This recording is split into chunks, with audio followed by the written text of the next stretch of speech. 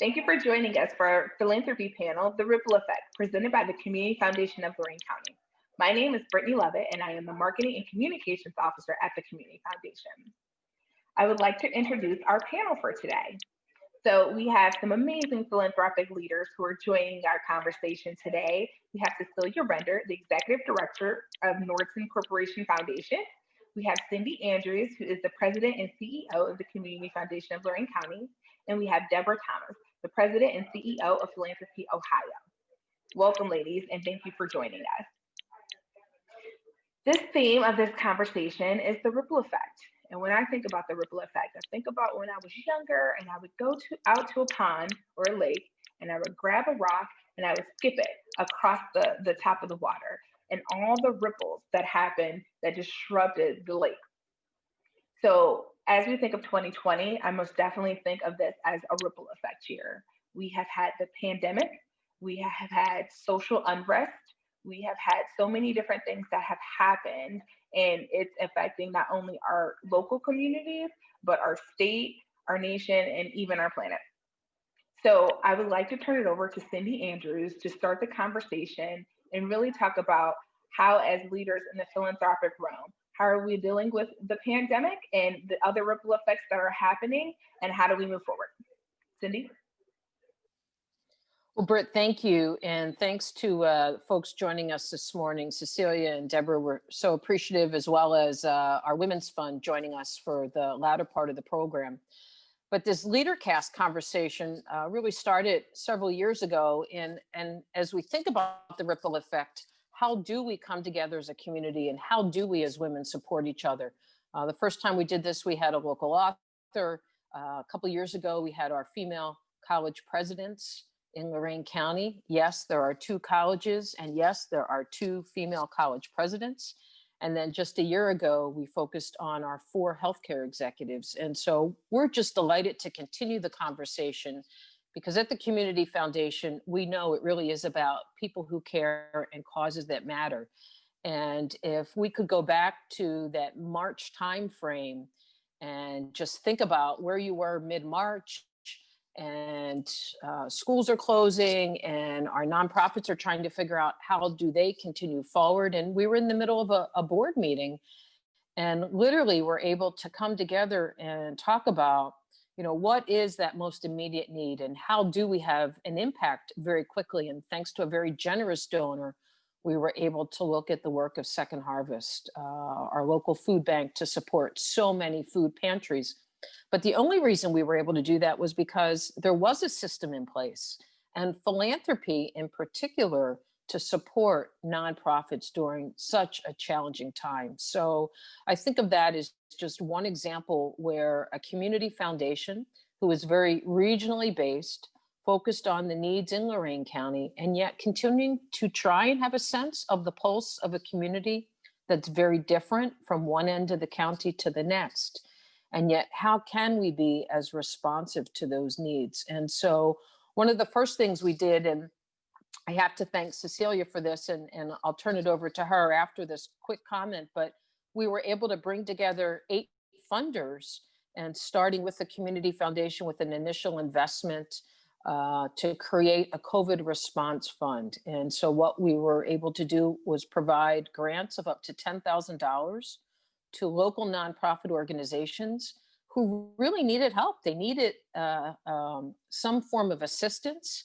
And yet it wasn't Cecilia and Cindy and the other funders who made these decisions. We actually brought in a team of community advisors. So again, the ripple effect of taking philanthropy from the foundation, but directly to those organizations, as they knew what the challenges were that they were seeing every day and how best could we support those kinds of opportunities. So Cecilia, anything else to add to that thought, just in terms of coming together across Lorain County? But I know you have a bigger purview than just Lorain County.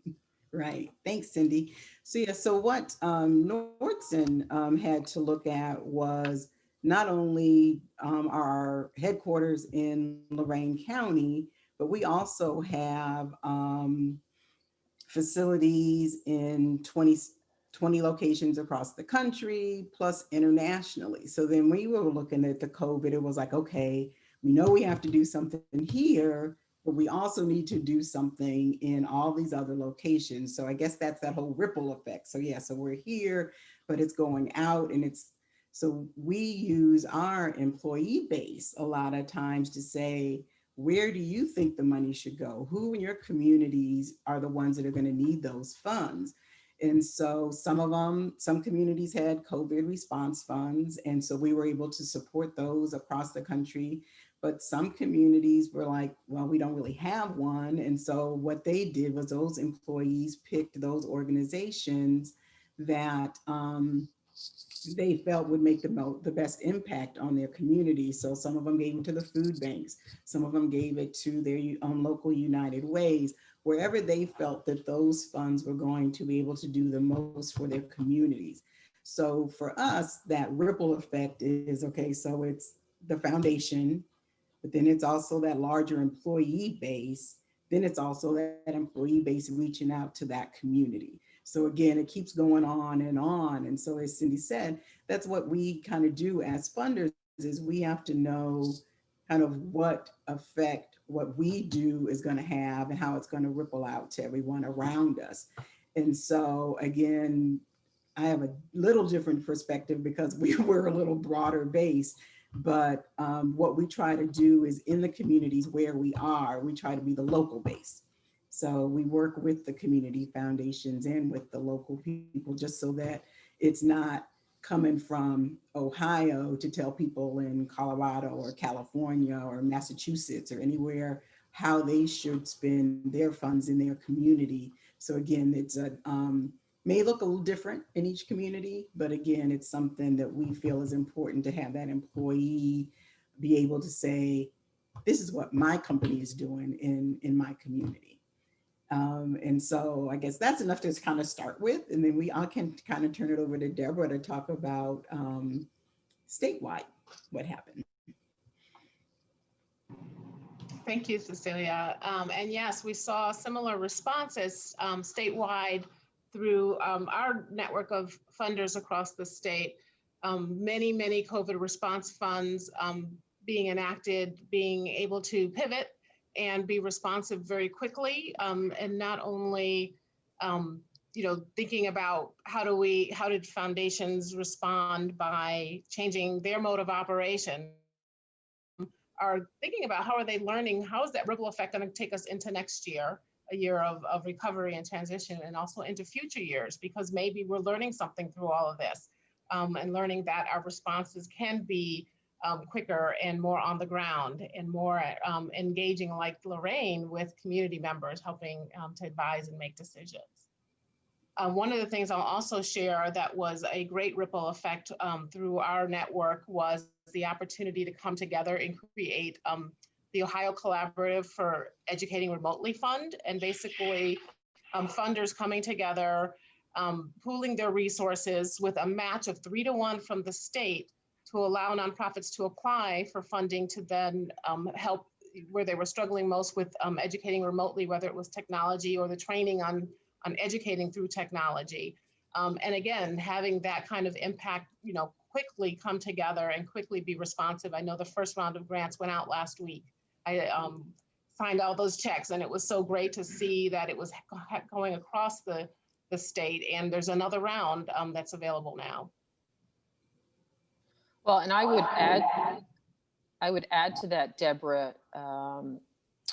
It has been great, and I'll mention our Women's Fund in this case. A couple of years ago, thanks to the Women's Fund, they began to take a look at the needs from a digital inclusion standpoint. The fact that we had 14 school districts in Lorain County, and yet some kids were going home with homework on a snow day, or they had a different set of homework from kids that had access to the internet. And we thought, oh my gosh, what year is this that we have two different sets of homework? And so our Women's Fund actually began taking a look at some of this work and began to bring folks together. We now have a digital inclusion committee that has evolved to include the ESC, the Educational Service Center, which was one of the recipients of one of the grants that Deborah mentioned. But we also have our libraries joining us because they play an important role in the community.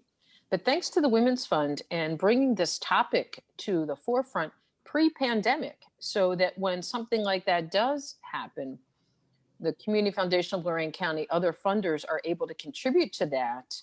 And as a result, Deborah, of that funding, over $250,000 has been shared locally within our school districts right here in Lorain County. So I think, going back to your point, it's an impressive community statewide. And then thanks to Cecilia and so many of our local businesses to be able to continue to support not just what we see the needs are today, but the changing needs, and how do we continue to stay abreast of where are we going from here? Right. The whole digital divide has been something that you just have kind of seen it grow and grow, and the pandemic has just kind of brought it to the forefront.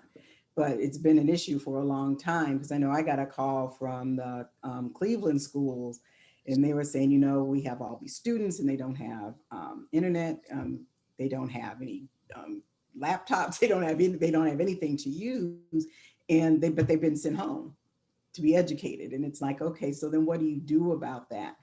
And so I know that, then we had calls from across the country from different school systems or different educators that we work with saying, can you all help? And we're like, okay. So we just had, we came up with COVID money. Now it's like, okay, now we have to come up. So we actually came up with some education fund money that we're allowing school districts or after school programs who are having issues with either the connectivity or whatever with this, they can apply to us for those funds to assist in that. Again, as you said, that pivot from that in-person to that, you have to work from home to, oh, well, we don't have any internet. And so all of those things. And so I think that again will be that larger conversation that we need to have about what do we need to do about that connectivity, and shouldn't that kind of just become a utility? Yes. Because everybody needs it. It's not like you can even apply for a job these days if you don't have that connectivity. So those are, again, some conversations that, they started kind of small with people kind of noticing that there are issues, but now everybody is seeing it. And so it's growing larger and larger. And I think that's that next conversation is, how do we make sure that every household is connected and has what they need so that people can get jobs, people can get educated, all those different things that tie into that. And I'd love to just add an example I learned about last week. One of the donors at our local, the Columbus Foundation here, through our big table conversation, shared that, and she's a family business foundation, and they were working on creating local learning centers, places where kids could come to have access to technology, but also had volunteers who could help just make sure they were getting snacks and meals, and just had space to do their homework where they may not have had that access, and to the point where they even had a vacant building that they opened up. And we're also working with schools and libraries who had the space and could figure out how to safely accommodate kids in those spaces. So just a lot of creative thinking and problem solving, but so much more is needed. Well, and I think this is a great chance too to give a shout out to groups like PCs for People, who have been willing to take old technology. And I look at us, we open a closet and we have a device there that's not been used, and yet PCs for People is willing to refurbish that equipment. And again, just another shout out to the Women's Fund at their gathering this year, which was a remote drive-through. They actually coordinated with Britt's help, PCs for People and their truck in this large parking lot. And we had people lined up donating equipment. And so, Cecilia, we see that in Cleveland as well. But right here in Lorain County, we had businesses come together. We had individual donors come together. I recall seeing Brenda's mother and father-in-law in line with their equipment. And what PCs for People is able to do is take that equipment, and we thought it would be fun if they refurbished it in the truck and then we handed it back to a high school student on the way out. But it takes them about 2 weeks to really make sure the device is clean. and then are able to redistribute that equipment. And again, I think how powerful is that, that a community can come together to support those students who, and family members who really are in a challenging time, and we don't know for how much longer. So. Yeah. And so I think that leads me to my next question. The pandemic has really, like the educational system, brought to our focus the racial disparities in in a lot of our systems. So whether it's the criminal justice system, the healthcare system, or education. So what are your organizations doing to fight for racial equity in your communities?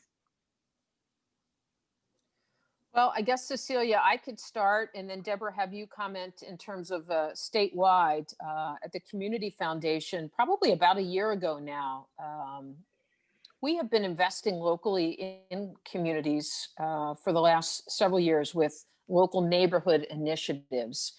And as a result of that work, thought, we really need a committee and organization within the foundation board of directors to look at these needs. And so we actually engaged a community engagement committee, funny sounding enough, but took the leaders of our Women's Fund, our African American Fund, our Hispanic Fund, and folks within the community who really care about these issues, brought those folks together. And so as a result of that work, just about a month ago, really were able to put together a racial equity fund where we don't know all of the needs within the community, but through our community engagement committee and through our group and nonprofit leaders, we're able to stand up this fund. Thanks to Cecilia and the Nordson Corporation Foundation, that fund is now over $50,000. I should say is over. We actually spent that money a week ago, and we had 10 nonprofits come together in a coalition of sorts to look at what might we do. And so everything from not just book readings, but book readings and sending it out to the community. So starting that ripple effect again, starting with one group and then train the trainer kind of model, but also bringing together consortiums of community police organizations and looking at the work of organizations like the Racial Equity Institute. How do we do more of that locally? And so I think with the help of others in the community, through the Community Foundation, people can continue to contribute to that fund. And as we did with the COVID Response Fund, how can we continue to be responsive to the absolutely ongoing challenges within our communities?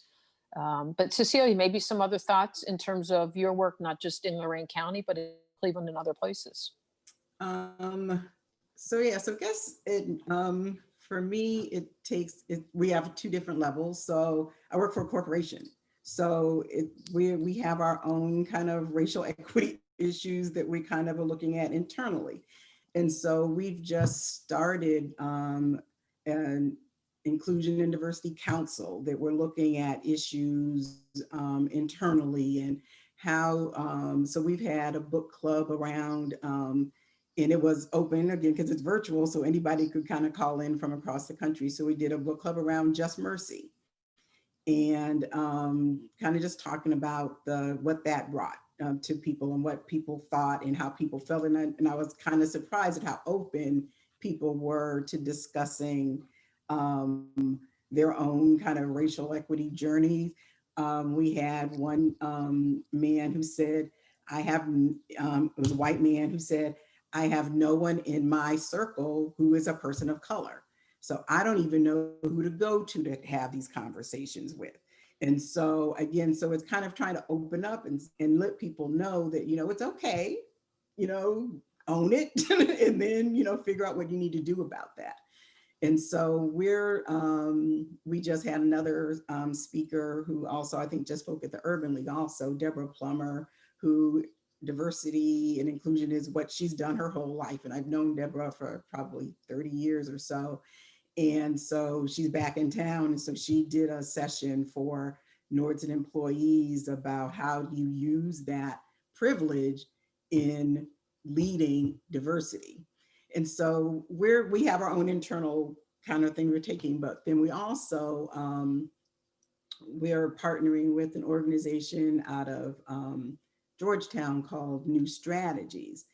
And they work with helping nonprofits build their sustainability through their financial and how they can grow their budgets, basically. And so what we've done is we sponsor nonprofits to go to their sessions. And so what I've tried to do is say, okay, well, why don't we pinpoint those minority-led nonprofits that are out there and send them so that they're, again, becoming sustainable. Because I was on a call the other day, and I don't know with who, because I'm on so many these days. And I think they said that 8% of philanthropic dollars go to minority-led organizations. And I think it said, it's worse. I think it's like 6% if it's female minority led. And so I said, okay, so that's where we're going to try to put some of our focus and our dollars, is trying to help build and support some of those minority led organizations, so that it becomes, again, because that's where you start getting to that equity. And so that's what we've come in trying to do. So we do it not only here, but across the country. I love these examples, and I'm taking notes here too. But I'll say that many of our members across the state have been on racial equity learning journeys for the last several years. And as you can imagine, in the last 6 months, even more so, more folks really willing to lean in and seeing the urgency. And I'll say, a couple of ripple effect examples. One private foundation who, Cindy, you mentioned the REI trainings, their staff had gone to a training and came back and said to the board chair, you need to go through this. Board chair went through it, and then he decided, said to the board, you all, and sort of the ripple effect of eventually their entire organization going through the training. And then they began bringing the training to the community. And after doing that for a while, actually started tying the opportunity or the challenge maybe to attend those trainings to their grant funding. And so what an impact that has on it can have on one community, where everyone's having that common learning experience, so that when we come to the table for collaborations, we're all talking about the same things and having the same understanding of our historical, where we've come from, and all the issues and how they play out in systemic ways in all the pieces of our community. I'll also share that the virtual piece has been really interesting for us. We've been conducting a program called Putting Racism on the Table, and we've done that in person in Cleveland and Cincinnati and in Columbus, and are now doing our first virtual version of that. Weren't sure how it was going to go, but so far it's going really well. But also, we have a virtual REI training coming up, I think, in the Dayton area in November. And so, not letting the challenges of not being able to be in person stop us from having these conversations. And I think maybe offering a little more opportunity for folks to engage virtually. I'll also mention one of the sessions we had at our most recent virtual conference was on allyship. Really, folks understanding, how do you show up as an individual, in whether it's at work, at home, in the grocery store? How can you really step up and stand up when it's necessary? And I think folks are looking for those types of skills. Well, and Deborah, I just have to add, we too just completed the virtual REI training. Our board, our staff, and nonprofit organizations, just Monday and Tuesday of this week. And so talk about a ripple effect.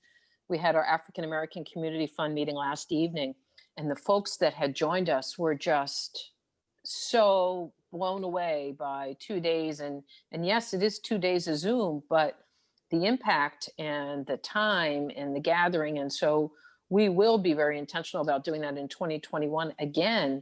And as you and Cecilia have mentioned, how do we continue to bring that back to our community? And so I'd go back to, again, that Racial Equity Fund, the 4 grants that were awarded, all led by persons of color. And so how do we continue to do this work right here in Lorain County? So, but just, it's needed. And how do we continue to engage with folks on a different level? And I think building in that sort of long-term view, right? These are not quick fixes. These are not things we can tackle in even a couple of years. This is really the long haul. Through the learning, there are opportunities to really, implement. And people are always looking for what are the things I can do, but it truly is about culture change. And so what are the ways, yes, and policies and practices you can say, we're going to do these things differently. But then how does that help, how do the conversations help to change the culture in any given organization?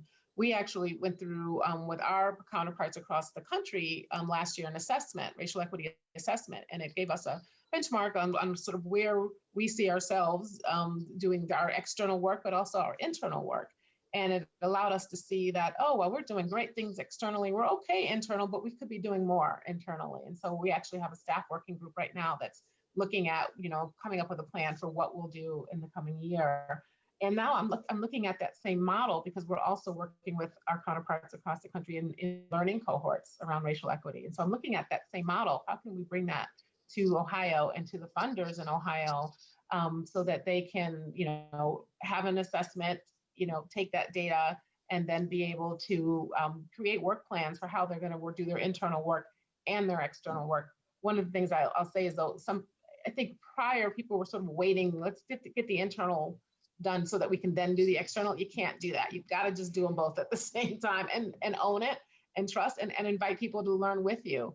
Because we're never going to be at the end point where we're all perfect and ready to, be the experts. That's not necessary. Everyone should start on both. I think the other thing, if I could just, we had not yet mentioned the YWCA, I think earlier in the year, introduced the 21-day challenge. And for any folks listening, that is another tool that I think folks could use today. They don't have to wait for an REI session to come or, a gathering, a cohort where across 21 days, and you could decide how to frame that, but books to read and videos and just really powerful historical information and things to continue to think about and inform conversation. Right. And I was just going to say, and I mentioned Deborah Plummer before, but if you go on her website, there are things that you can take to kind of measure, like where you can take an assessment to see where you fall in this whole thing. Are you an ally, whatever? And it just kind of gives you a good feel for, okay, well, maybe I need to work on that a little bit more. Maybe I'm good. Maybe I'm doing the right things. But it can help you kind of see what maybe your next steps could be if you're really interested in going on that journey. Cecilia, another great resource too. I think of the Ohio State University and the Kirwan Institute and their implicit bias training, that those are online assessment vehicles, similar to Deborah's work, I'm sure, but just a lot of great resources that are out there. We're actually talking with Kirwan to do the assessment for us. So yeah, great resource. Look at that. I'm taking notes and you guys are giving us so many gems that I'm going to be researching after this. But as you all are leaders of your organizations, I know all of you are active and volunteering in your communities. How are you taking care of yourself during this time?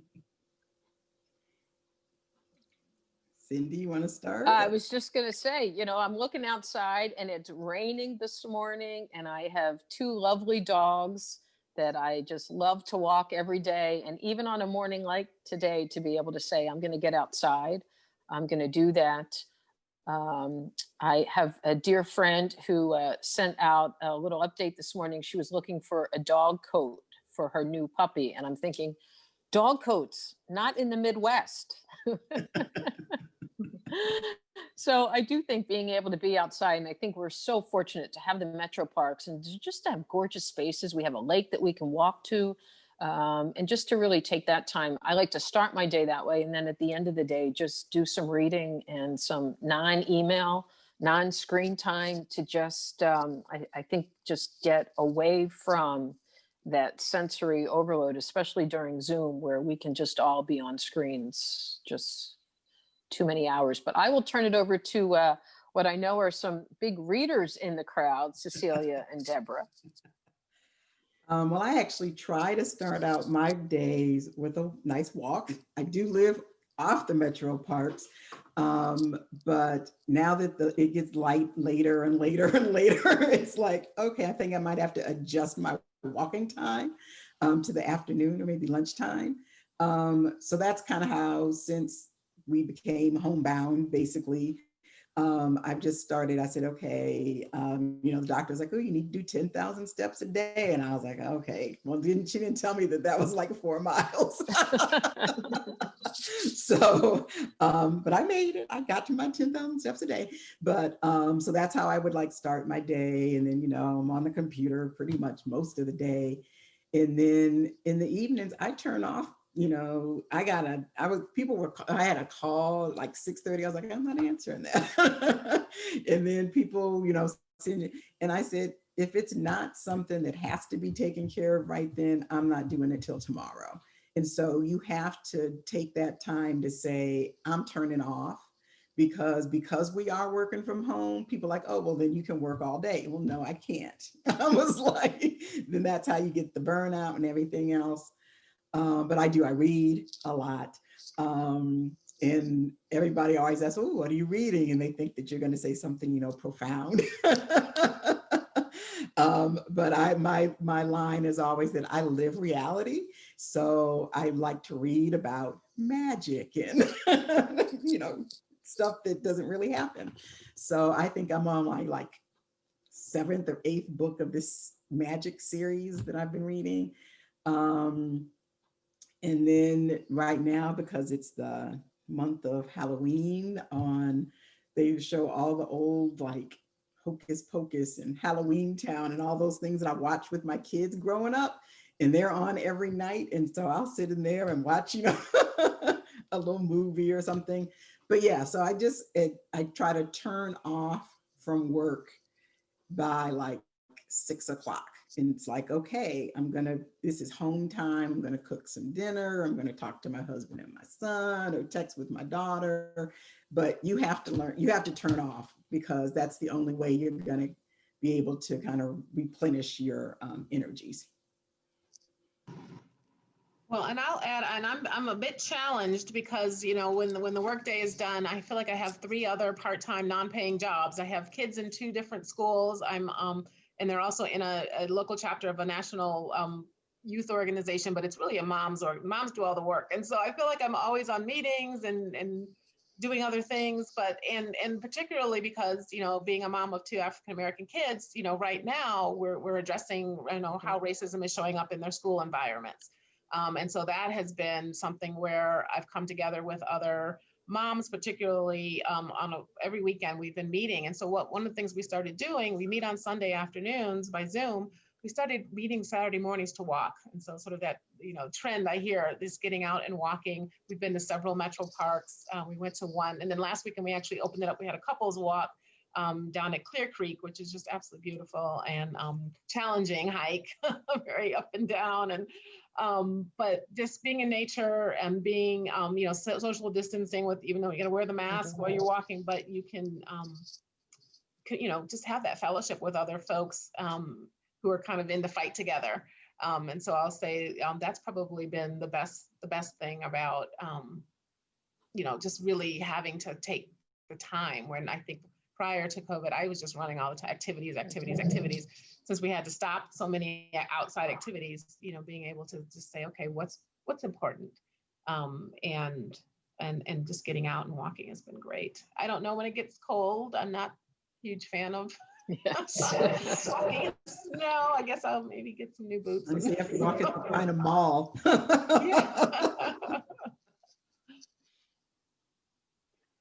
Awesome. So as we get ready to wrap up, my last question is to give you guys the opportunity to comment and say any other words that you feel that need to be said.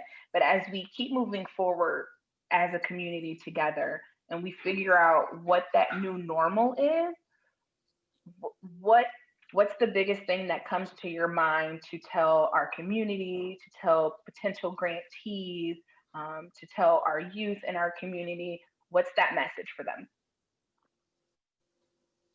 Britt, I'll start. I just think staying in touch with each other. I think we're all dealing with just stuff, and we're all dealing with this differently. And just how do we reach out to one another? And so someone might really appreciate just a phone call or just an email or just a card just to check in. I think of our coming together around Connect to a Cause and how powerful within our community to be able to support 56 nonprofits who are all facing different challenges. And so how do we continue to reach out? And then I would just close from a community foundation standpoint, the fact that we have mini grants, Lakeland mini grants, monthly available. And so for those listening to apply, and then our African American Fund, they have a grant deadline coming up November 15th, and they would love to hear from non-traditional organizations. And so folks that might be new to applying for a grant, we've got videos out there, thanks to Britt and the folks at Candid, to talk about how to do that. So I would just say, stay engaged, stay connected, and our website, just have to do a shout out to peoplewhocare.org. Anything you see, you might need, please reach out to Britt, myself, any of our Women's Fund or affiliate fund members, and would love to follow up accordingly. So thank you. Cecilia, Deborah? So I guess for me, kind of the same. It's just, we have to learn to listen to each other and stop. And we don't have all the answers, but I'm willing to sit down and have it. Well, can't have a conversation, so I'll Zoom with anybody on any topic. And so a lot of times it's not about the money. Just because we're funders doesn't mean that we're always going to have money for you, but sometimes it's just talking something through or connecting you with somebody else that's doing the same kind of work, or just listening, and just helping you kind of process through what you're doing. And I think a lot of times once you do that, and then you can connect, and because like I said, I'm on calls all the time. And so I'm always like, okay, well, do you know so-and-so? They're doing the kind of the same thing that you're doing. Have you reached out to them? And do you know? And so I think that as funders, because we know a lot of people and we know who's doing the work, that to make those connections for people is also just as important as anything else is that we're doing. Cindy gave a shout out. So actually, you can either talk to me, or if you're in Northeast Ohio, Joan Stepanek is the one who really oversees our grant process for us. Reach out to either one of us, and we're always willing to kind of have those conversations to see if we can help, and if we can't help, talk it through to see maybe where we can help you get those needs. So that's my thing, is just listen to each other and help when you can. I guess I could only echo what both of you have said, and just to, I guess, maybe emphasize the relationship building piece of what you both have said, and how important that is to maintain through this time, to strengthen, and it is through the listening and the being available to not just make requests and asks, but really share what's happening with the hardships. What are you dealing with? We just completed a second of two surveys of nonprofits across the state, just to see, find out how they're doing in response to COVID. And so that data will be coming out shortly. And we did that in partnership with the Attorney General's office. But it'll, not only listening, for what your organization and what you're doing, but who are your peers? Where are your peers? How are they doing? Checking in on them, having opportunities for just peer time. When you can ask that question too, how are you doing? How are you taking care of yourself is so important. So I appreciated that question, Brittany. Thank you. Thank you all for joining us this morning. I feel like this was so powerful. I have pages full of notes. And so hopefully the people who tune in and watch this will definitely get something out of this. And like they've all said, reach out and have a conversation, because you never know where that conversation is going to lead you. And so up next, we are going to have a presentation from our Women's Fund as they award and tell about their 2020 grantees. So I am going to go ahead and introduce Brenda Norton, who is the president of our Women's Fund. So hey, Brenda. Hi, Britt. Thank you and Cindy for hosting today. And thank you to Deborah and Cecilia for joining us also. As Britt said, I'm president of the Women's Fund, which is an affiliate fund of the Community Foundation of Lorain County. We support the ripple effect by providing grants to nonprofits for their programs that support and educate the women and children of Lorain County. We have one grant cycle a year. It's in October. And this year, I'm pleased to announce the 2020 grant winners: Big Brothers Big Sisters for their virtual youth mentoring leadership series, the Boys and Girls Clubs of Lorain County for the Club Smart Learning Centers, Camp Ideas for their 2021 summer camp, Camp Imagine for vocational training for children with disabilities, the Cleveland Playhouse for their care residency program, the Lorain County Free Clinic for their women's health treatment, supplies, and medications, the Lorain County Safe Harbor Genesis House for their to support their 24-hour hotline, Neighborhood Alliance, copay assistance for child enrichment services, Second Harvest Food Bank for preteen hygiene kits, and Youth Challenge for their programs in Lorain County for children with physical disabilities. So congratulations to all of our grantees, and you have our best wishes for, you have our best wishes for your agencies. If you would like to support the Women's Fund or find out more about us, you can go to peoplewhocare.org, click on affiliates, and click on Women's Fund. So thank you. Awesome, thank you. And so once again, thank you all for being here during this time when we all are at home in different places, getting up on a Zoom call and sharing some inspirational things to people in our community. It's always touching to see our leaders do that. So thank you for all that you do, and please continue the great work. So check us out at peoplewhocare.org. Share this for other people who you think may be inspired by some of the things that were said today, and have a good day. Be safe.